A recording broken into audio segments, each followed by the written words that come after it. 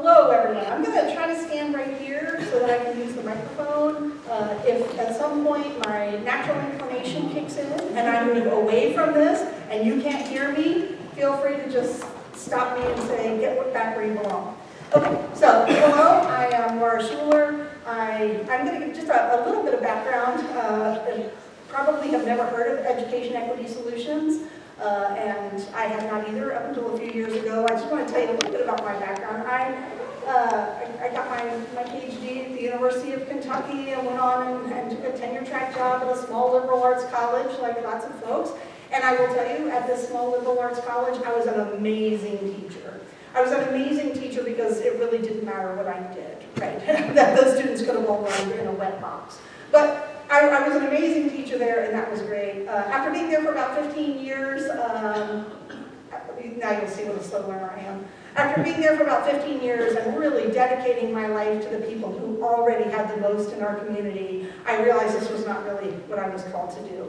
And I left my tenured position, and I went over to the community college sector with the requisite 50% pay cut.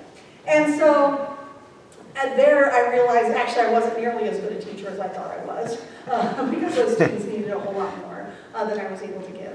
And so after spending about a decade in the community college system, I went and I did some policy work, and since then I have now been out on my own, and I do some consulting things, but one big project I'm working on right now is a research project with Education Equity Solutions.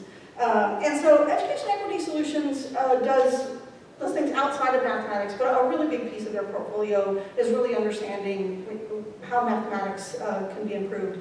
And so we're doing a study right now, but I want to talk briefly about the motivation for that study. So a couple of years ago, they did a study, and mostly it was a quantitative study, but they were trying to figure out what were the things that actually affected whether or not a student was going to be successful in a gateway math course.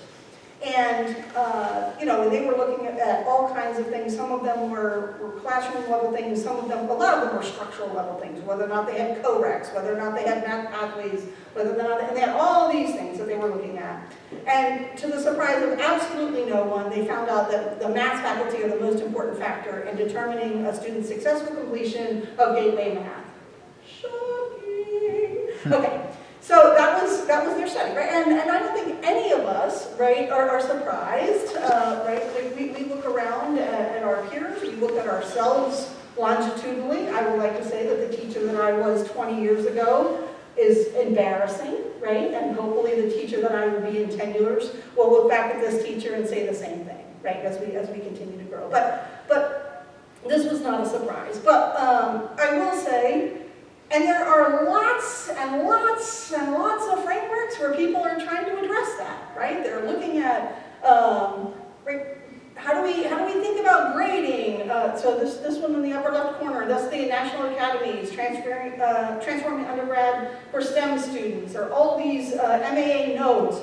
There's building a thinking classroom, grading for growth, the making an impact on mathematical prowess, that's the AMATIC, the two-year college, the effective math teaching practices that came out of the NCTM. Everybody had all these practices, so this is why I say it's not a news flash that the faculty member had such an impact. All these groups realized this, right? So all these groups were looking at these things. And I will say, to me, as a mathematics faculty member, I was like, okay, that's great, look at all this stuff that I should be doing. I have no idea how to even get started on some of it. So mostly I pick and choose what professional development was available.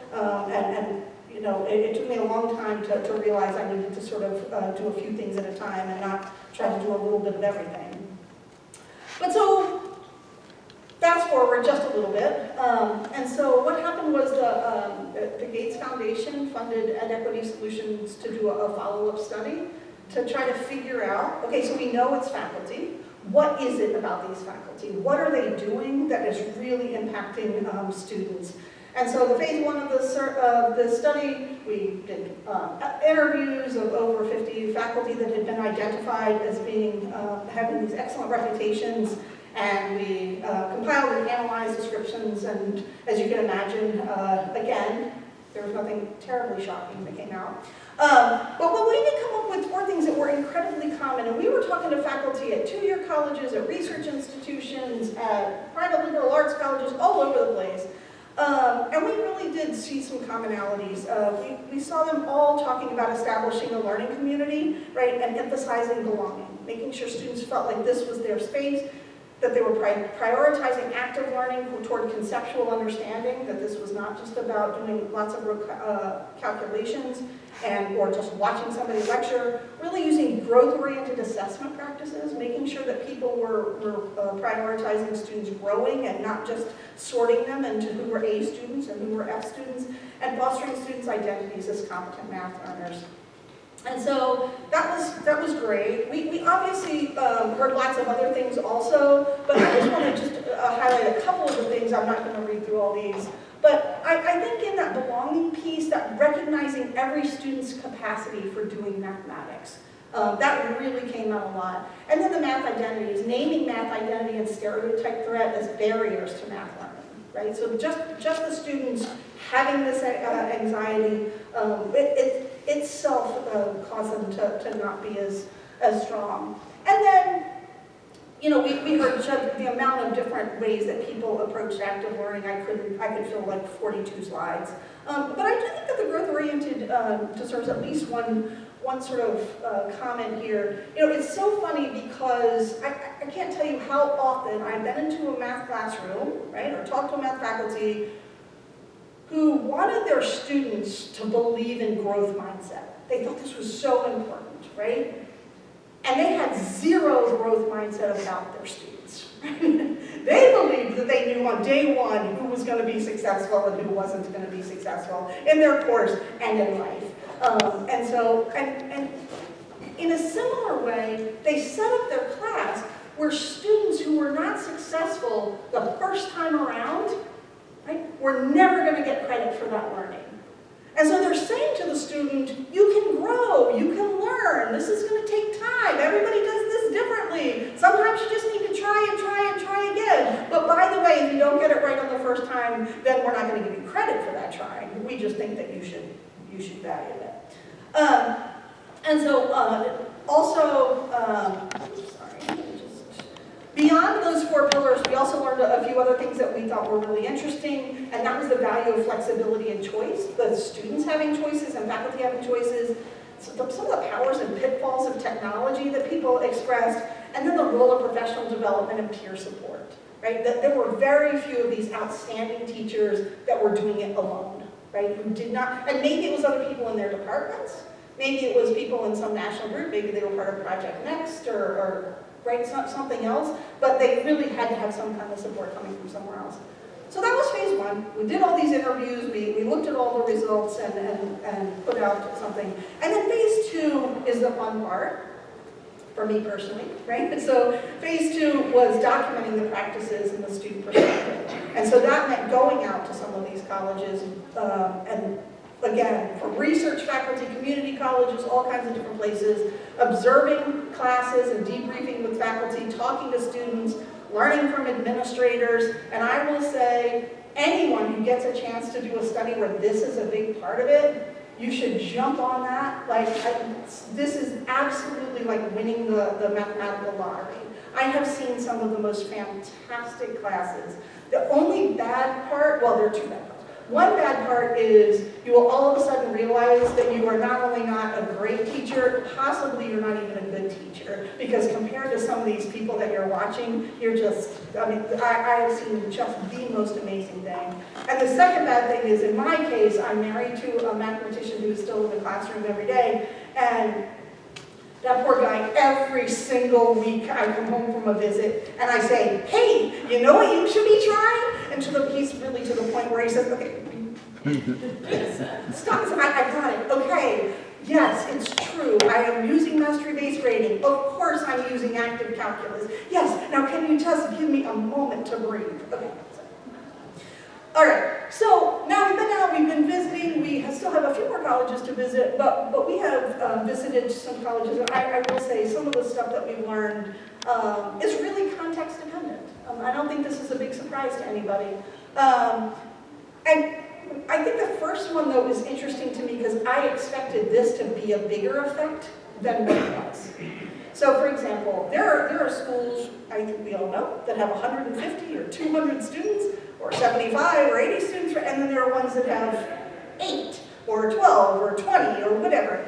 And one of the things that I will say, this is an impression I had going in, and that is if you had a really large class, you couldn't do some of the things that I believed were really necessary for impactful learning, right? And I will tell you, it was a classroom visit. I will not name the college because I promised not to, but the course had 77 students in it, okay, which is, it's not the biggest class, but that's a pretty big classroom. Had 77 students in it.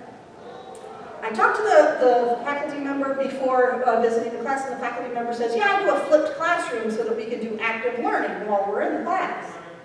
And I said, okay, yeah, all right. It's nice talking to you. I'll see your class in 2 days. That's great.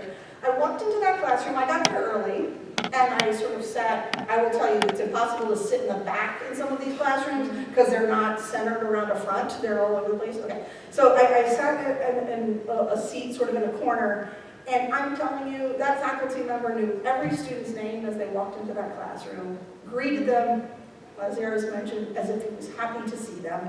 They came in, they sat in these groups, they talked to each other. The group next to me was missing somebody, and one of the students said to the other one, hey, text Jeremy, we need him today, where is he?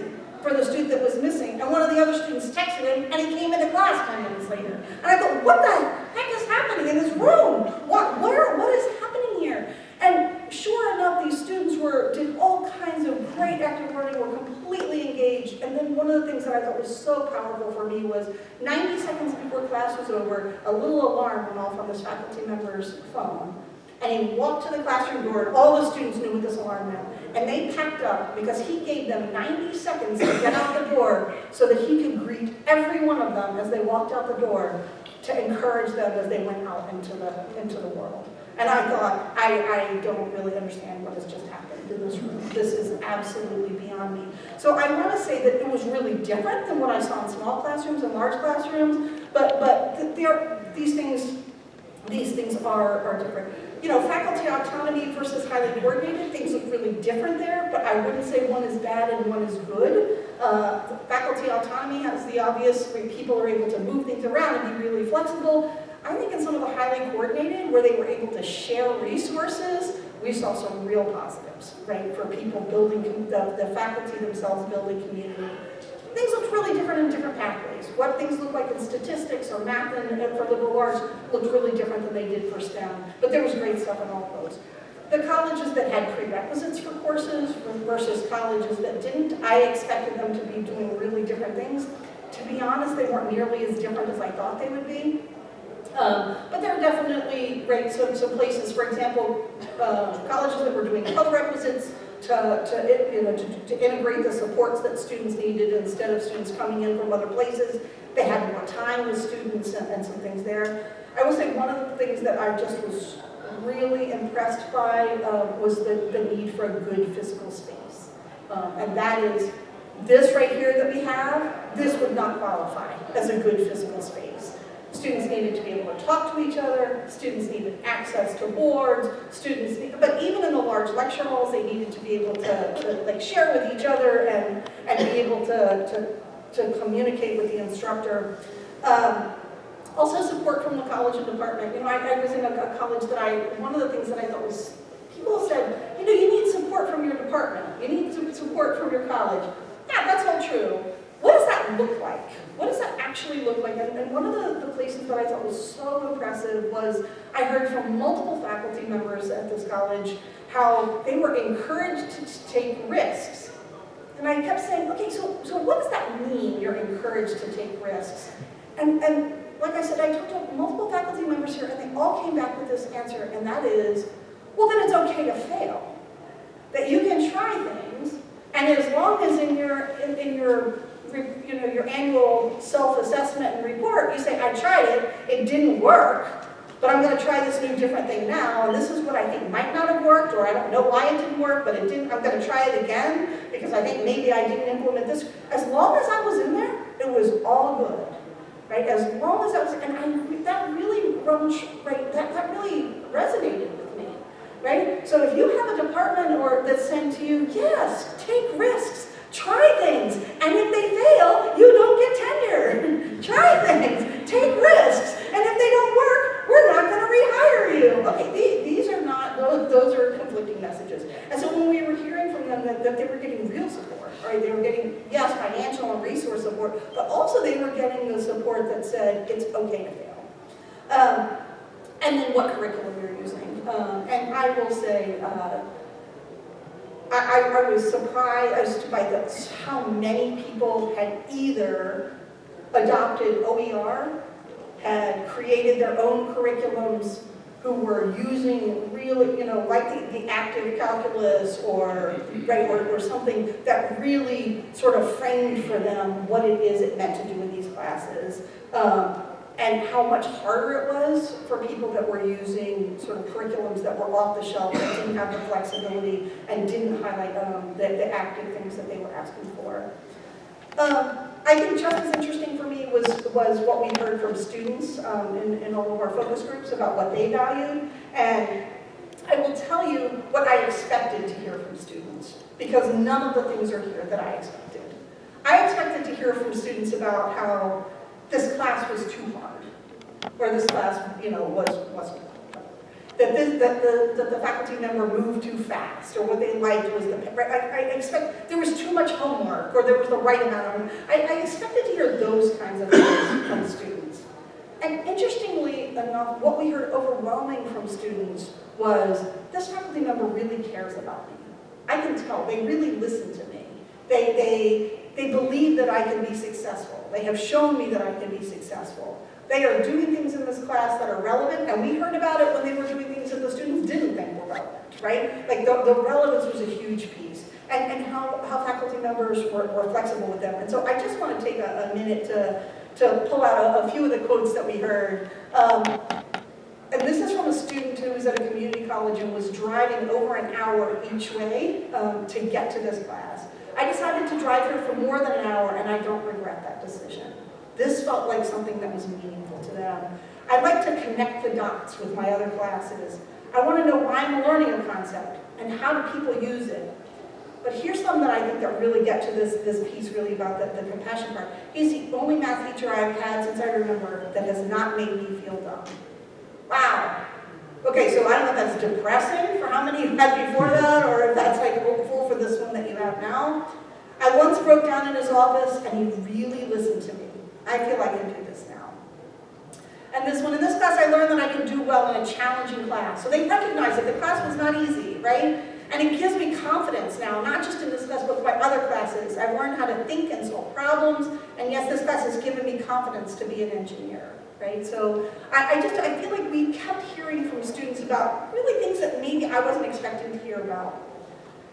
We also had some early learning about some things that were just, that they were uniform. They were across all different kinds of campuses and all different things, and that was the power of the culture of care. And I do want to just tell you, I have a kind of funny anecdote about this for me. So I was visiting a college in San Diego, and I was in a calculus class. We were all sitting there, and it's San Diego, so there's an earthquake.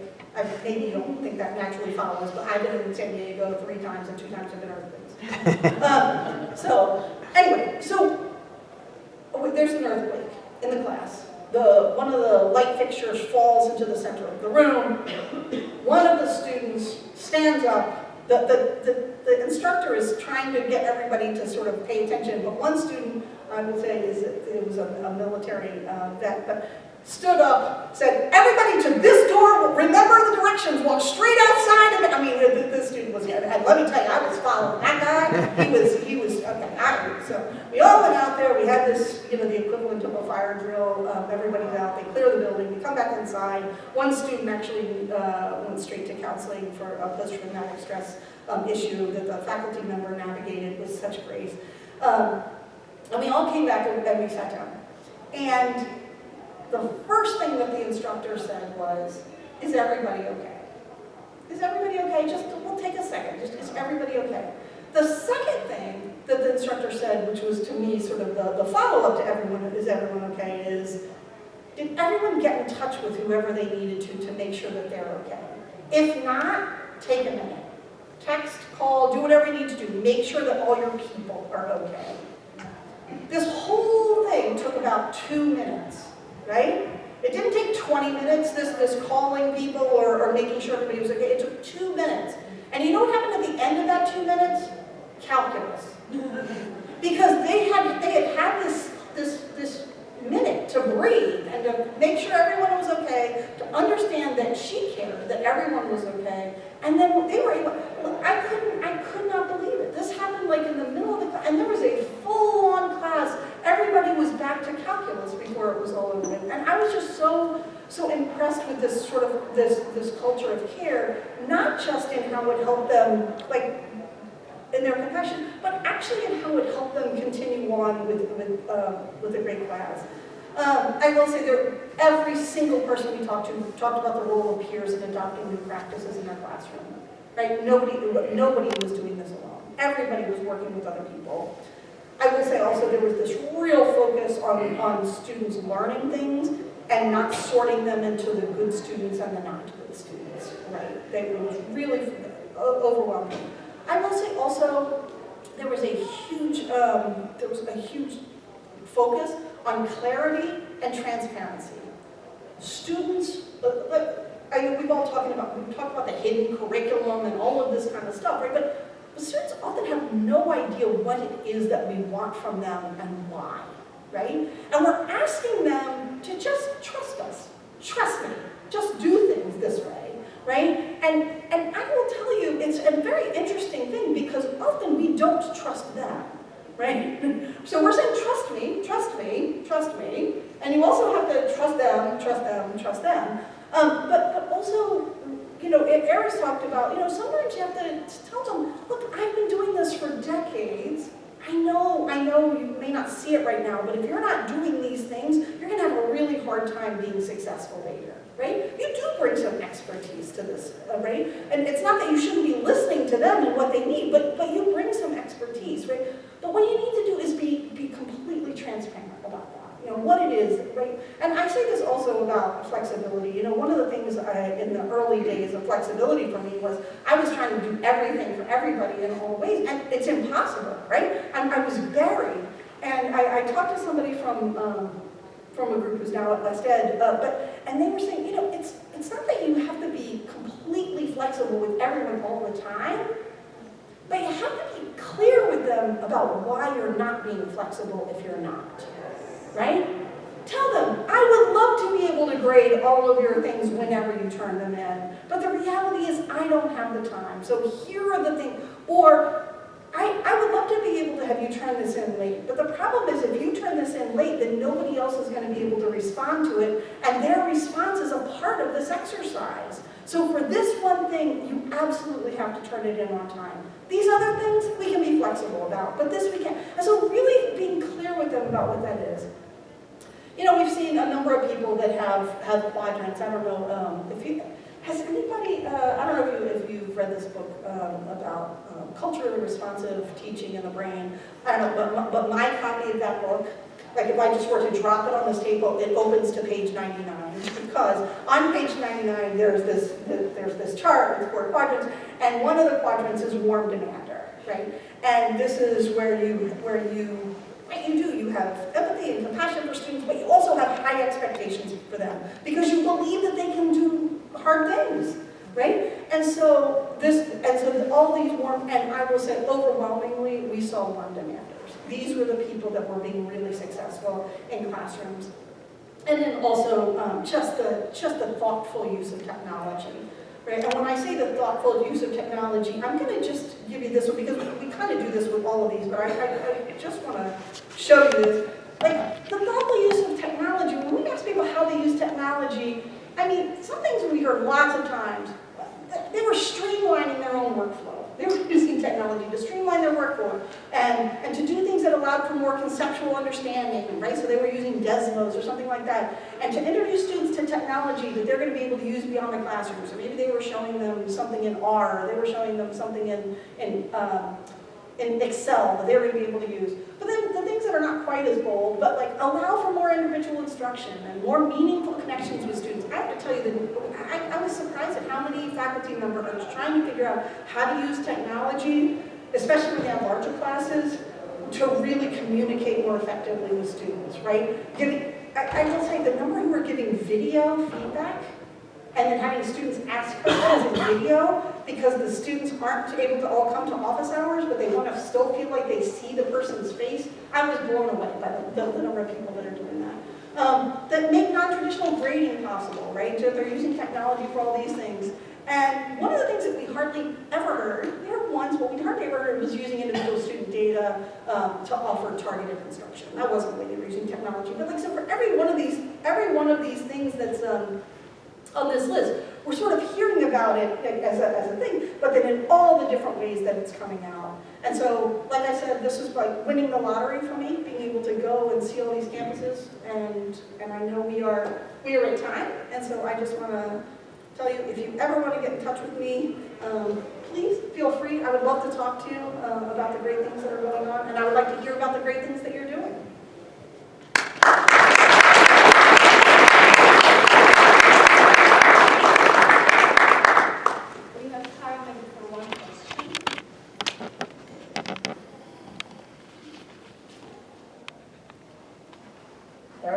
No questions, thank you so much. And we would like to call the next. Oh, do you have a question? Yeah. Yeah, so there was something I wrote on my sheet. You said you went from your tenured position to a community college with a requisite 50% pay cut, and that quote was really stayed with me because sometimes I think eventually I want to go to a community college or something like that.